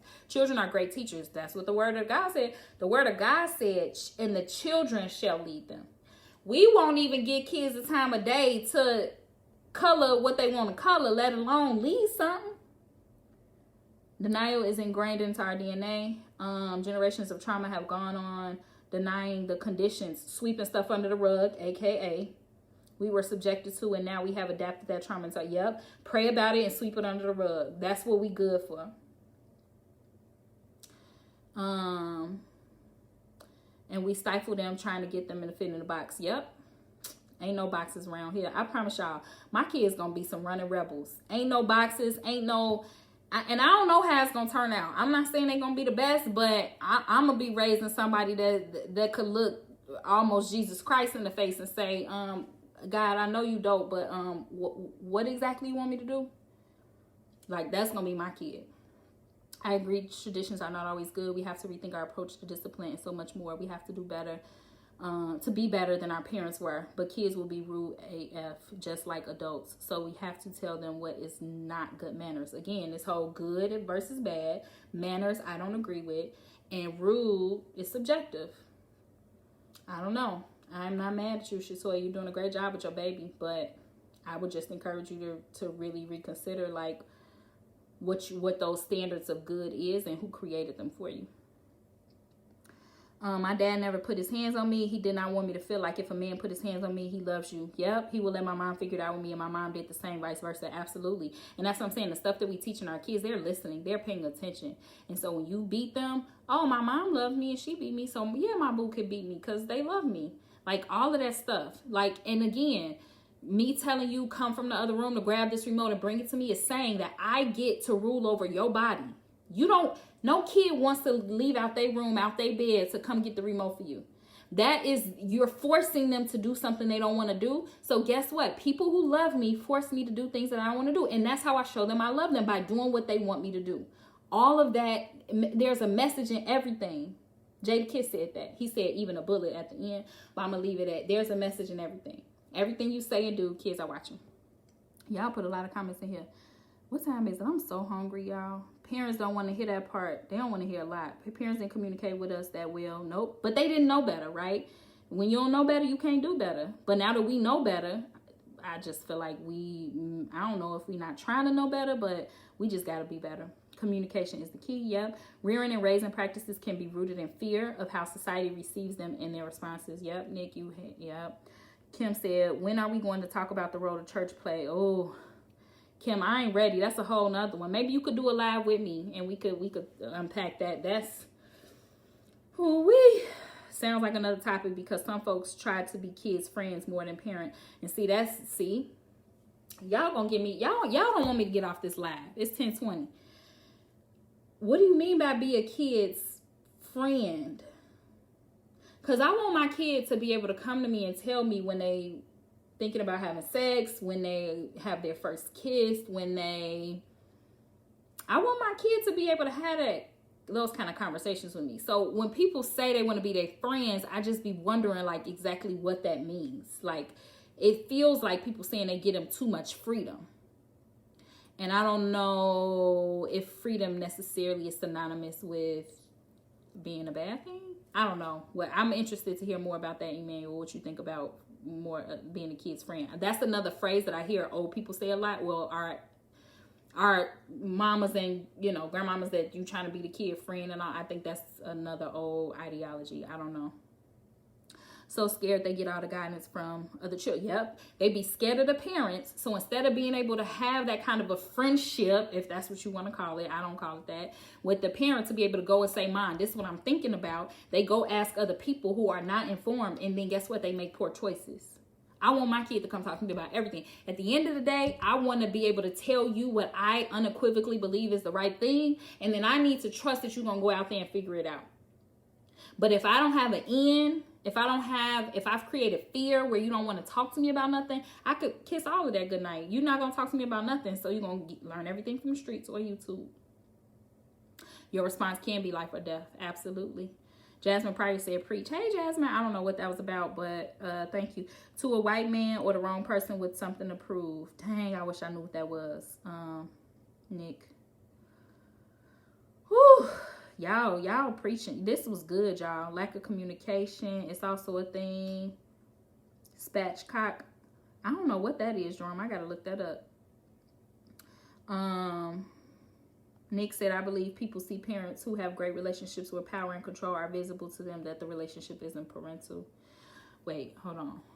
Oh, I believe people see parents who have great relationships where power and control are visible to them, that the relationship isn't. I'm not sure I understand that. Again, it's the comprehension people lack. Yep. Yeah, it's beautiful. I don't know what that was, Sean, but I'm with you. Y'all showed up and showed. Nanye, did you apply to be the on the alumni board? Get the link from Trey. You should apply. What do you mean to who? Do you have manners? Jerome, cut it out with my people in these comments. I don't have manners. So now what? I do what I want within good reason because I'm a good person. But I'm not staying held in check. So leave Tanika alone. I allow my kids to talk to me openly all the time. If I never take time to understand what they are feeling and thinking, how can I move forward? You right about that, Trey? I think I taught you well. I'm not going to take all the credit. Your people did a good job. What parents are you referencing? Rome, I don't know what that is to, but text me. Hood parents, I don't know. We know some of those too. We grew up in the hood, so it could have been hood parents. If I call you to come wash them dishes, which they know they should, and you on the Xbox and you say, what, we got to talk. I don't care if you're irritated. Come bust these dishes down. Yeah, so that's different. But my thing is, do you really care more about them being irritated or that they get the job done? So if you say, come do these dishes, and they know they're supposed to do the dishes, but they huffing and puffing to get there, again, our ego says, you don't get to huff and puff at me because I'm an adult. Do what I say do and be happy about it. That's just not real. I'm a kid. I would much rather play my Xbox, but guess what? I'm going to get up and do these dishes because I know that that's what I'm supposed to do. So do we care about what they say, or do we actually care about the end result? Like, did they do what they were supposed to do? That's just the question I'm wondering. Nick said, what's the hood parent? Ask Jerome because he know. I don't know. I say please and thank you, but just because you are older, I'm not just going to allow you to talk crazy. You better preach, Tanika. Can a child say no? No, I'm not going to do that for you. Is that in the same light as saying what? Just a thought. That's a good question. And see, here's the thing. And I don't know. I'm saying all this stuff as a person who's not a parent yet. But I absolutely want my kids to be able to say no with some regards, right? And so, again, if they say no, I want to have a question, like a conversation about it. Like, what am I asking you to do? If I say, come in this room and get the remote for me and they say no, I'm not going to be mad about that because I'm being lazy. Like, that's power. I could get up and get my own remote. But if I say, wash these dishes, and they say no, then I want to have a conversation with them about, and at the end of the day, I can't force them to do nothing. I'm not going to whoop them. I'm going to say, like, okay, you don't have to wash my dishes. I'm telling you, I want to teach you responsibility. I'm going to give you all the rationale. You don't have to wash my dishes, but guess what? You won't get any new gym shoes. You won't have no TV in your room. That's what I'm saying. Like, there are so many other ways that we could teach our kids. And again, I got to make sure you eat. You don't get no crab legs. You don't get no McDonald's. You can have the basic to make sure that you are good. You can have the basic Chuck Taylors. That's $45. You can have basics, right? If you don't want to do what I'm asking you to do, and I feel like it has good reason, that I don't have to do what you want me to do and spend my money on you. That's, to me, effective parenting. Again, I don't know nothing because I don't have no kids. I'm just saying, to me, that's what makes sense. So to your point, Raven, I do think kids get to say no. I don't think that that's disrespectful. If a kid say, no, I don't want to do the dishes, that's fine. Your choices have consequences. You don't have to do the dishes. But guess what? I'm not paying for prom. I'm not sending you to the football game. What haircut? You're not getting no haircut. Like, I think there's other ways that we can leverage parenting other than, like, making it be about, like, no, do what I said or I'm going to whoop you and all of that. Like, no, I'm not spending my money on you. All you hood educated professional folks. Yep, you right about that, Nick. This is similar to when a child says no. People flip out about that when it's one of the first words a child learns to use to communicate. Sean, you just read my whole mind. I didn't even see your comment. Yep. You are breaking. Yeah. Trayvon is killing the parenting game. His kids tell him no, it's not an issue. He's a young parent though, so what does he know? Because he's young. That's what some of y'all would say. So we're telling our children they must accept eating everything with a yes. And that's what somebody else said. When on a post, she said, when they say what, it's equal to why are you calling me? When they say yes, it means you have my attention for whatever it is that you need. Nope. What's the topic? That was so long ago. I don't know who that is, Mr. Stevenson, but we talking about rearing in the black house, to challenge or not to challenge. Y'all held on for a pretty long time. I'm about to get up off of here. What if we just answered the question? Right, Nick, what if we just answered the question that was in my post? That's all I'm saying. What if we just did that and not try to emotionally respond to whatever trauma that was triggered? Just answer the question.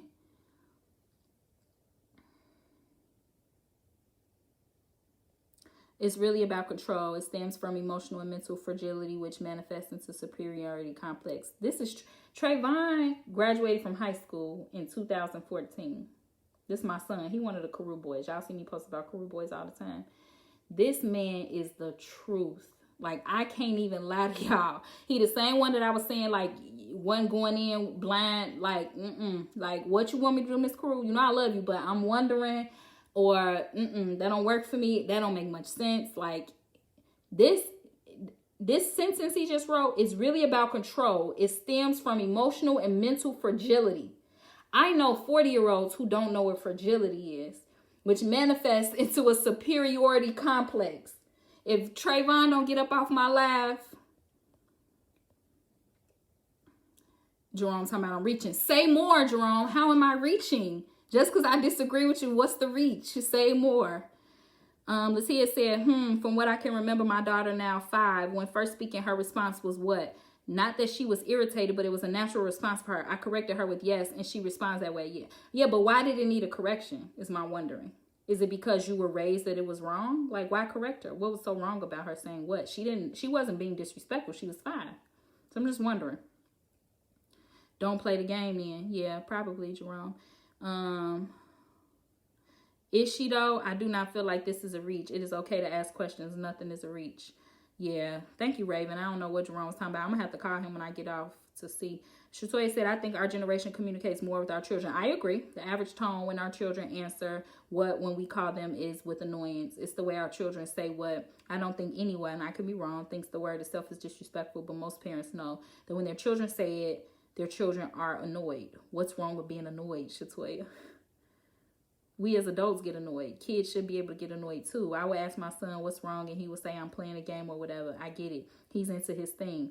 But even adults have to understand that if you keep acting irritated with me, it's going to cause me to be a certain way. I don't think that's necessarily needs to be the case either. I want my son to understand that when you treat people a certain way, they start reacting a certain way back. That's true. Your choices have consequences. And sometimes, even when we are irritated, you have to still do things. Says who? If I call you to come do your homework and you're irritated because you want to play your game, cool. But you still have responsibilities, so you have a positive attitude with it. No, see, that's the thing. You tell him to come do his homework. He has an attitude about it. He still got to do the homework. Why do we want him to have a positive attitude about not playing his game over the homework? See, my question would be, why are we making him do homework that he don't find value in? If he cared about the homework, he wouldn't mind putting the game down to play the homework. So for me, again, it goes back to like, do I care that they said or what? Or do I care that they did the dishes? Because that's what I asked him to do. Do I care that he has a bad attitude about having to stop to play his game to come do his homework, or that he actually is doing the homework? Like, let people have whatever emotion they want to have. If I'm irritated because I got to stop playing my game, that's just my choice. I'm irritated. I'm going to still do my homework, but I don't have to be happy about it. Like, to me, that's the control part. You don't have to have a positive attitude if that's not what you value. I don't know who Nick's saying they don't want me to be comfortable. In a grand scheme, it doesn't. But if the schools have these rules, you either play or don't. I think, Jerome, that sounds like a pull yourself up by the bootstrap mentality. And as Martin Luther King said, not everybody got boots. And even if they do have boots, they might not have straps. So I don't know that playing by the rules gets us where we need to be. I know a lot of kids who play by the rules. I know some successful men graduated CPS and cannot read. They play by the rules. They got set up. So no. Purpose over power. The adult is in a position of authority and power because they naturally are the ones doing the teaching to the children. Why do they naturally have to be the one doing the teaching? Why can't the kids teach us something? That's due to social structure. No difference than the teacher having power of authority to create a standard within their class or domain. A standard, yeah, but not as the end all, know all, be all, just as the adult. So I'm gonna make sure people are safe in my community, in my classroom. But I'm not the only person that's the holder of all knowledge. We have to stop censoring adults as like the expert. These kids know stuff. The purpose in telling kids not to respond with what is to create a dynamic of respect. Respect for who? Why? Who gets to decide? I can say what to you and feel like I respect the hell out of you. I love you as a person and I'm still saying what? Me saying what to you doesn't mean I don't respect you. That's your own internal, again, I'm just disagreeing. I'm not saying you're wrong. I'm not saying I'm right. For me, this idea of respect, that's your own stuff. Because I can respect you and still say what? Tanika said, I think we sisters. We are sisters, boo. I don't know what abuse is, Jerome, but this is why you my white girl. Hey, child. I don't know. That's different, Rome. I don't know what that is. Yes, not a conflate abuse with creating social standards. I'm going to think on that. I'm not going to respond right away. I'm going to sit with that, but I could definitely have a conversation about that. I just said the same thing. You are totally different, Miss Carew, from back then. Yes, Jasmine, thank you for noticing my growth. Gotta tuck your shirt, wear dress shoes because it's the noble way. Oh my God, so oppressive. We need to make a change. I agree. And I'm so sorry. Gary, thank you for the compliment. Jerome said, am I homeschooling? If y'all get y'all coins together, enough coins together, I definitely will do the task. So let me know when you get your people and y'all coin if y'all got enough kids that y'all want me to homeschool. Sean said, this is why I love you. I love you more, Sean. Trey, that's exactly why I rebelled in high school, and I'm teaching kids hours to properly rebel now. Absolutely. Resist. You are free to resist and rebel. You are also free to face the same resistance from society. Just a matter of whatever you want to deal with it or not. Yep. I'm as a black woman, and especially in leadership, being a principal before I turned 30, I've always had resistance from society. So again, I'm going to be comfortable in my own skin either way, because I'm going to get resistance. So I'm not going to be uncomfortable and get resistance. That's just too much. How do you foresee yourself as a parent responding to flat out defiance? That's a good question, Nick. I don't know. I think I'll cross that bridge when I get there for sure, because I think it's easier for people to say what they would do until they get into the situation. But I think we have to, and if anybody on here, when I was a principal at Foundations is on here, they will tell you, and not just at Foundations, at Collegiate too. This word defiance, I have a real struggle with it. Because the only time we really use that word is when we're talking about black boys. And whenever I hear teachers use it, it's like, oh, he's being defiant. And I say, okay, well, what was he doing? He won't sit down. Maybe he don't want to sit down. Why does he have to sit down? So I'm sure that there will be instances where a kid just flat out decides not to do what I want them to do. But I think it goes back to what I was saying about the dishes. Flat out choose not to wash my dishes.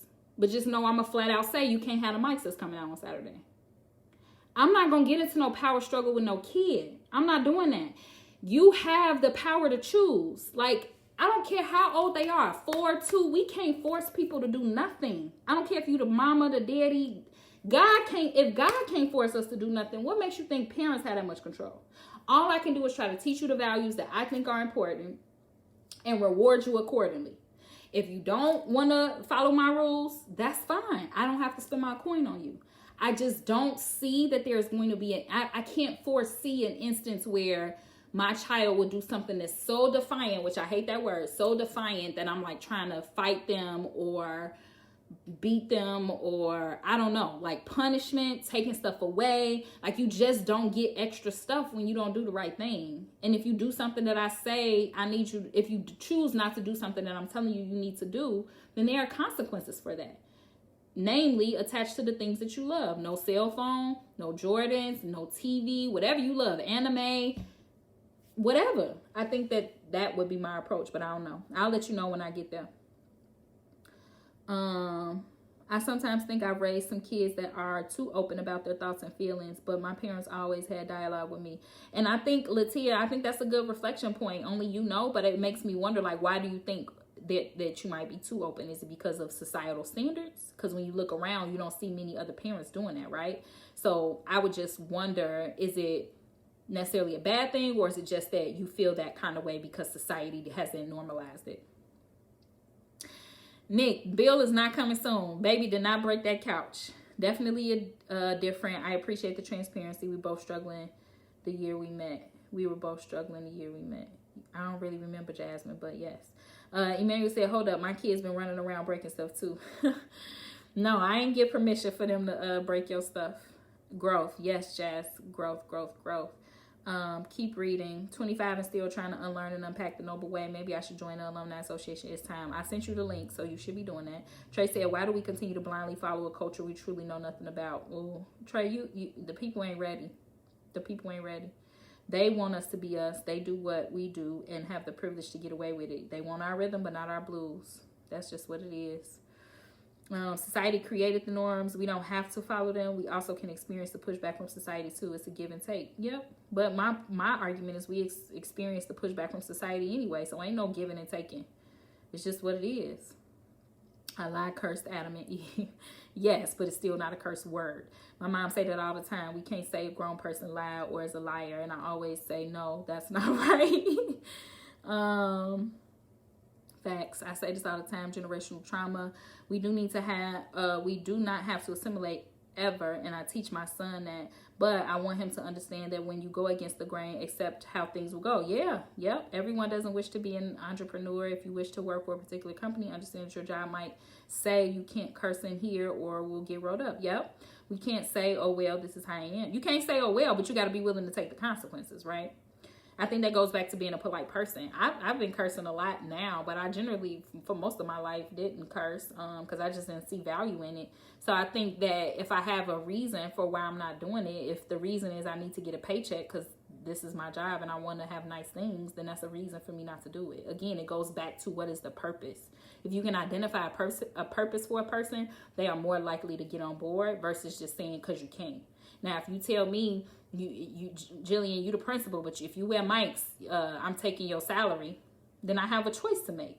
Either I'm gonna come in here with mics because that's just what I stand on, and I don't care about. Not that I don't care, but I'm in a position to not have to be as worried about my salary. Or I'm gonna decide, like, nope, the purpose of me wearing these church shoes, even though I think it's stupid, is so I can have this money so that I can do X, Y, Z. That's a purpose. I'm a different parent. My son can curse sometimes. My son can tell me his feelings. My son can ask, Shatoya, you're doing a damn thing. I never questioned that. I mean, yeah. We are genetically traumatized. Yep, 14 generations. That's what I was talking about, Trey. Melina talking about she back. Where you go? Jerome said, I think it's good to explain reasoning to kids so that they learn how to do it. Absolutely.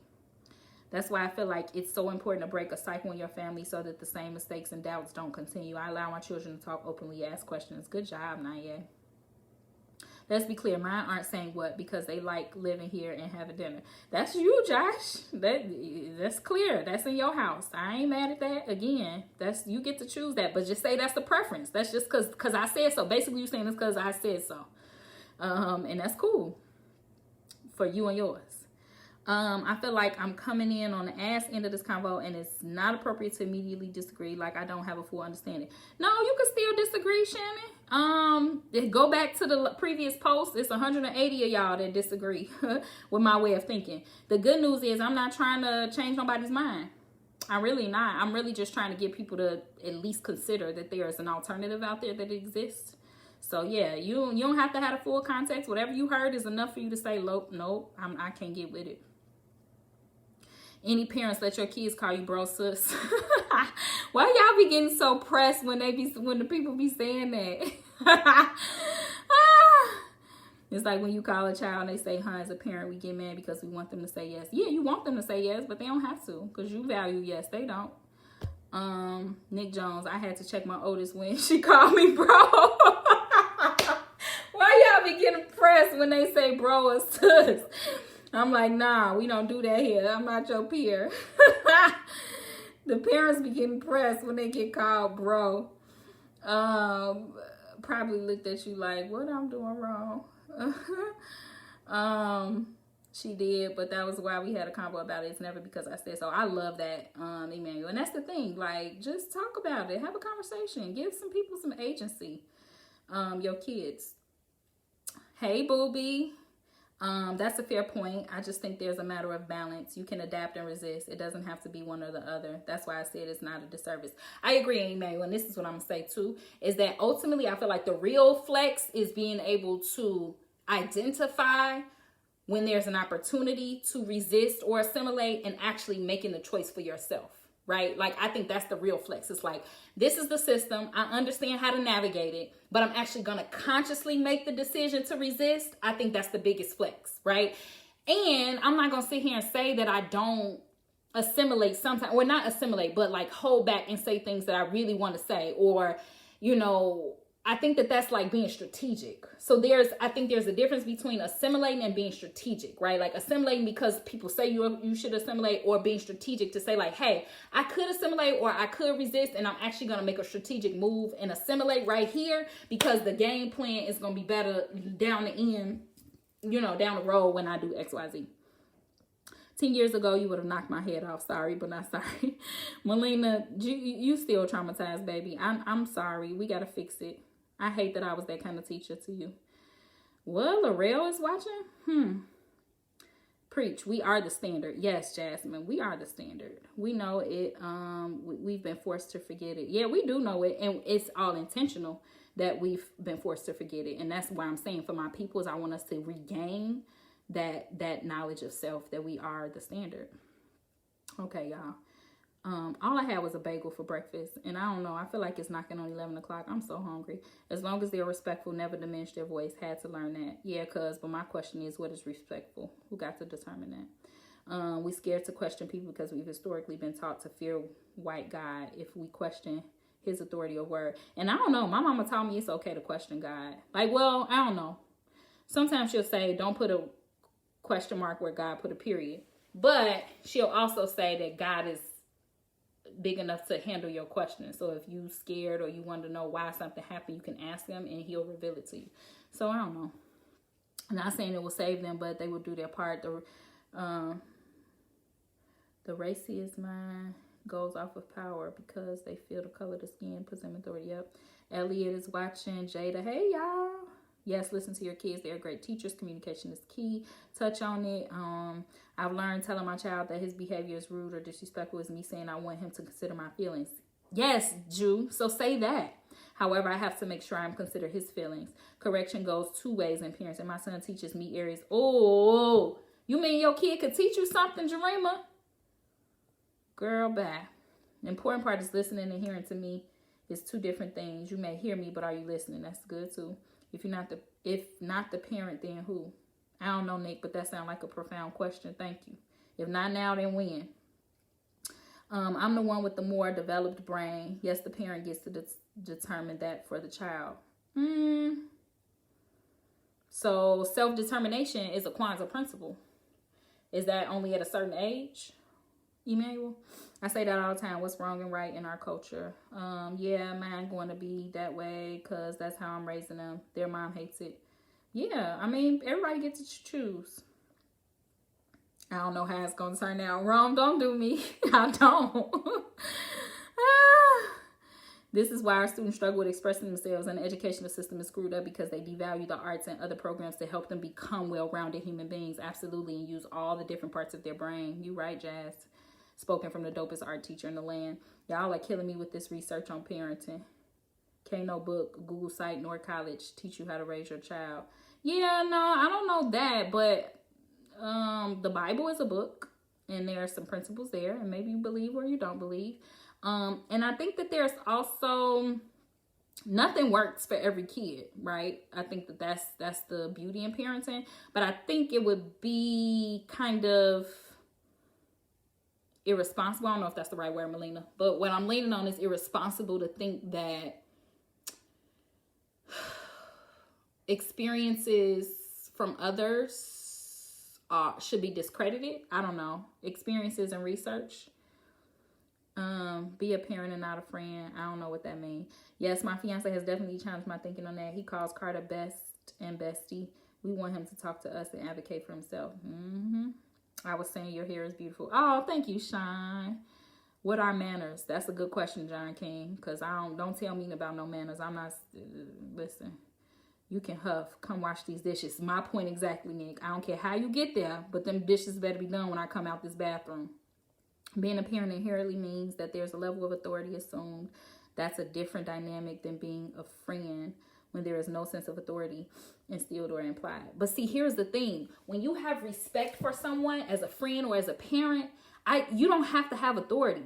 When I'm a leader and not a boss, people respect me as a leader, so I don't have to flex my authority and power. And I think that is where we struggle, because we feel like we have no control when we're not flexing that authority.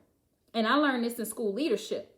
I was the principal, but when I first became the principal, it was very clear to me who ran the building. And it was a teacher. It wasn't me. I was new to the building. So they didn't have any real positional power or any authority per se, but they were well respected. And I think that if you have a friend that's well respected, if you have a parent that's well respected, I think that is where you're going to get the biggest, the most impactful kind of a relationship. Not a parent who's flexing authority and power because I can do it, but somebody who I respect because I see the way you moving, I see how you rock, and like I understand that you're not just telling me the stuff just to be telling it, but you teaching me some stuff.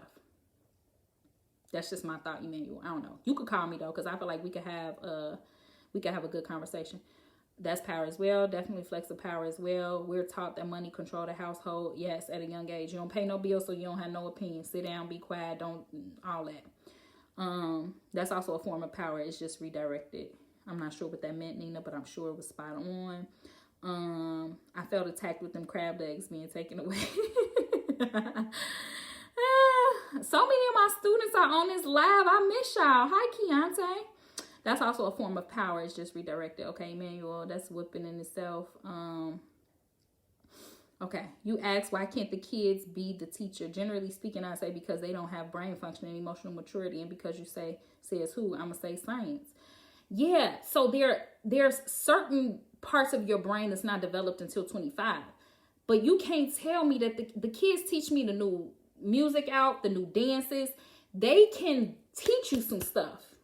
I'm not saying that they know everything, no, but they can teach you some stuff. And this idea that we've positioned adults as being like, you know, the holder of all the knowledge, like how are you opening up yourself to be taught by your kids? Like whatever they have to offer, are you allowing them to offer it to you? Dang, what I missed. You left and came back, Tanika? Taking away people crab legs.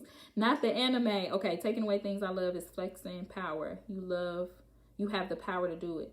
Yeah, taking away things you love is flexing power. Yep, I have the power to do it, but it's attached to my coin that I work for. So yeah, I can exercise power over my stuff. Or you can leave and work for an org that lets you wear mics. Absolutely. Absolutely. Or I can go create an org so that the people coming behind me can wear all the mics that they want. How about that? That's the biggest flex. That's what I'm working on. Hey, Dallas. All my students in here. We hold back for biggest purpose in the end. Just as similar as y'all are just too much. Y'all are amazing. This was so good. The Bible is a collection of books. Yep. Y'all are amazing. Okay, good. Doing great things. Keep doing your thing. Stay blessed. Hi, Dyer. So many of my students. Okay, y'all, that's it. I'm hungry. It's 10:51. I had a bagel for breakfast. I had meetings back to back to back to back. had a dope meeting today on a couple different fronts. And so I'm really grateful. I'm grateful to be in high spirits today. I'm grateful for you guys for engaging in this live. I'm grateful for the love and support that you guys continue to show me in my social media community. I'm grateful that you all trust me to be able to share your feelings and hopefully trust that I'm not going to jump down your throats or your back even when I disagree. I'm just grateful. I'm in a space of gratitude and I'm grateful for that. Yeah, that's all I got for y'all. I am about to go eat. I love y'all. There's nothing y'all could do about it. If you want to engage in a personal conversation with me, you could definitely reach out. I am a certified life coach, so I have these conversations with folks all the time around being a thought partner with parenting or work stuff, whatever life throws your way. I do offer services. So if you're interested, you can always inbox me. If you just want to shoot me a message via Messenger, I go back and forth with you. Whatever I can do to help and support, just know that we're in this together. I love y'all. Y'all be safe and y'all have a good night.